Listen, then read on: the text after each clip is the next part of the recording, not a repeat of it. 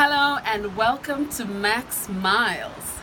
Now this time round I'm in Colombia and I have fallen in love with this country.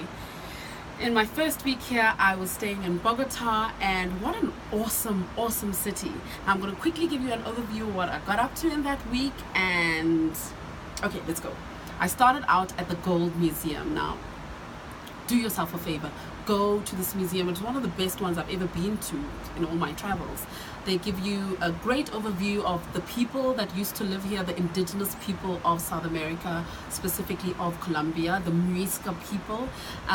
It gives you a great collection of all the artifacts that were made with the actual gold, and it gave me great ideas of actually where to travel to throughout this place. So start at the Gold Museum if you ever get a chance.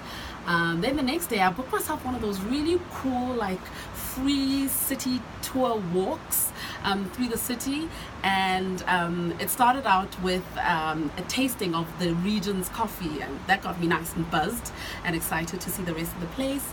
We stopped off at the Botero Museum, and that space is really special because the artists decided to buy a huge hacienda in the middle of the city.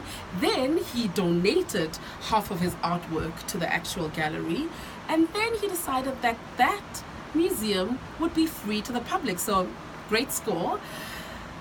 The best part of that tour for me was getting an overview of the city's graffiti. Now I personally love street art, and I think Bogota, and maybe I'll start to discover the rest of this country's street art, but I think Bogota has got to be the best and biggest urban street art gallery in the world. If you get a chance, Google it. It makes me want to get a tattoo, and I'll tell you more about that later. Anyway, later that day I decided to go up to see Monserrate. Now from any part of the city you can see this white cathedral at the top of the mountain there. It's like 3,150 meters above sea level, and you get there by cable car or by mountain. Really steep. Some people, actual pilgrims, walk there, and those that want to do penance, I've heard, crawl up there. The view of the city up there is amazing. There is a monastery, there's a couple of restaurants, and in the actual cathedral there is a black Madonna and child statue that the pilgrims go to and just pray to her there. People go there to pray for healing, for money, for all kinds of things, and for me it's really special to see a black Madonna that people adore. I wish the Africans could catch up. Anyway, the next day I went to the Salt Cathedral in Zapequero.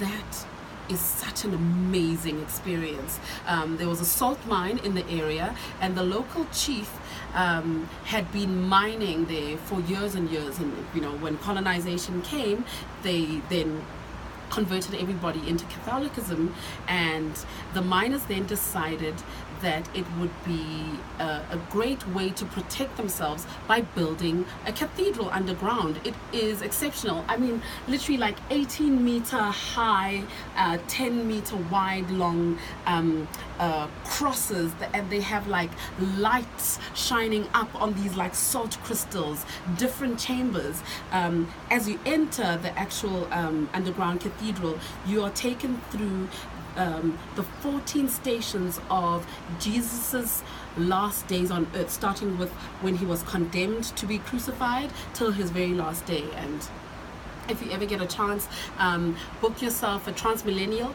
all the way to the Grand Central Station, then get a floater, which is the public transport that goes across the provinces. And when you're there, just ask the locals. It's not far. Walk up there. Not too expensive, 50,000 pesos to enter, and it is well worth it. Then on my last day I decided to go to Guatavita. Now I heard about it when I went to the gold mine. And Guatavita is a sacred lagoon where the Muisca people used to go there and pray to their ancestors. I thought it was an exceptional experience. You hike up the Andes Mountains, you get there, you see the lake, you hear the many myths and legends around the place, but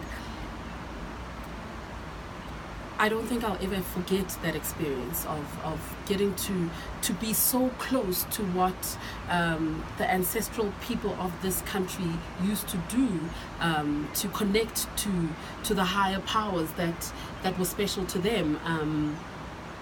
It's like a close to 2 hours drive outside the city. Book yourself a driver who can take you there, but put it on your bucket list of things to do while you're in Colombia.